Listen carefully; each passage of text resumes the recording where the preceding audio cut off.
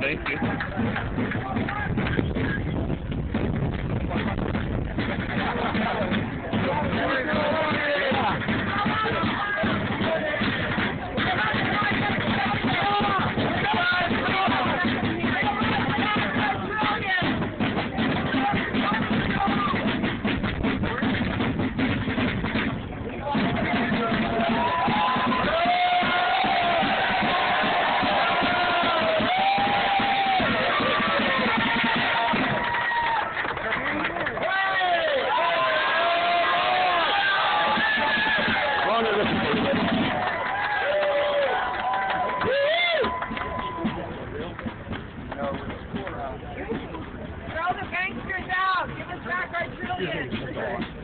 You look great, Ron. Now we're wired to the CIA.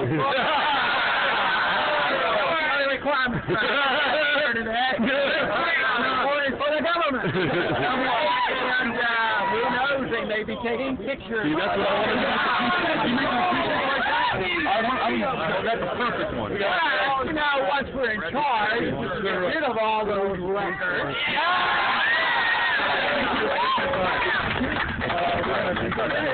One thing we have talked about over this past year and a half, of course I've been talking about it for 30 years, has to do with monetary policy. Who cares about monetary policy? Turned out issues of this whole campaign.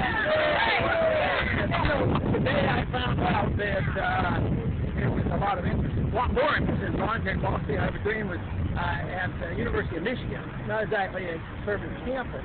But we had a large crowd, 5,000 people there, and they were really excited about the message of freedom and, you know, the foreign policy issue.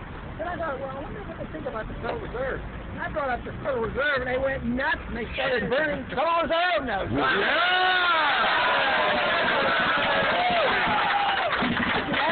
You know, it's an important issue that if you have an individual who says, you know, the Constitution says something about money, and you can have gold and silver coins. So when an individual goes out and makes gold and silver coins, and what happens? The government is so intimidated, so threatened, that they have to come and confiscate the gold and silver coins and threaten to put the poor guy in prison.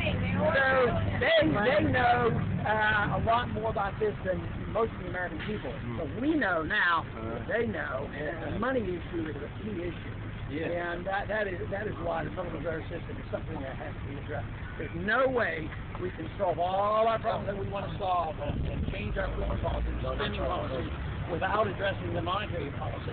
Because, you know, if you have a situation where you say that the government can't tax anyone, which would be great, well, but they just say just print the money, and it causes all the problems. But the Federal Reserve System is what one of the key instruments of encouraging big government.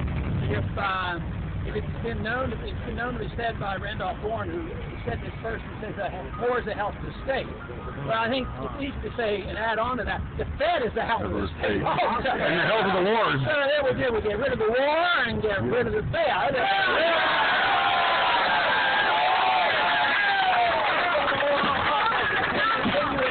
Terrible job. You would have a lot more money in your pocket that wasn't losing value, and you would have to think all day long how you were going to run your life and spend your own money. We can't have that. You know what? This is the beginning of our event today and tomorrow and the next day, and I understand there's another rally going on somewhere. But I tell you what. I think, matter of fact, there's no doubt in my mind, what we're doing long term, it's going to have a greater impact. Yeah. We will get some media attention. I'm sure that somebody's going to come up with some negative media attention. Right. But I'll tell you what, though, what we're doing, what we stand for, is to keep this momentum going. This will have historic significance. What they're doing down the street is going to show the end of a era where we are running big government, and that's coming to an end.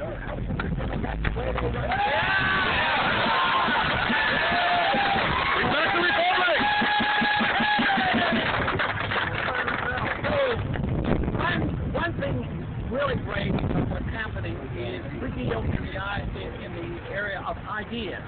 And ideas are exactly opposite of central economic planning.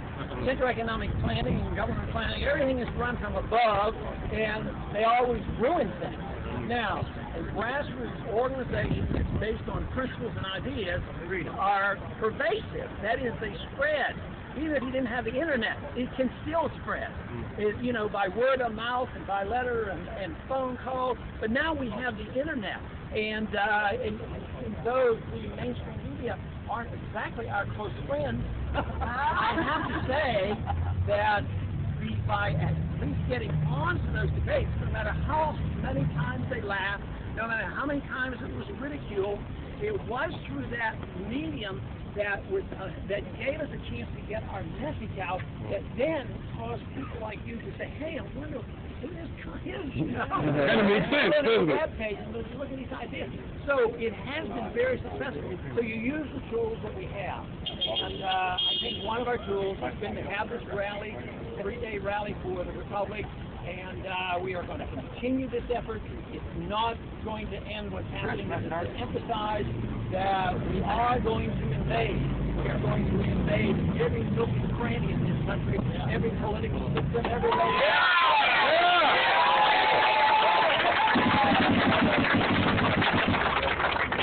What will hold us together, there will not be one dictator out there holding us together, but what will hold us together is the issue of freedom. And the issue of what really we have benefited in this country by better than any other country, although imperfectly. We've never had a perfect constitution, and we've never had perfect people. But we can improve on this, and this is what all the people together. This has given us the greatest country, the country with the greatest prosperity. And what we're recognizing now, we're losing it. We're losing it now because we have become a country that invades other countries. We have become a social state, a tyrannical state that invades our privacy, that is dedicated because people have been told that they have to be so scared and so frightened that you have to have the government take care of us for every single thing from cradle to grave. Well, it's all coming to an end because we can't afford it anymore.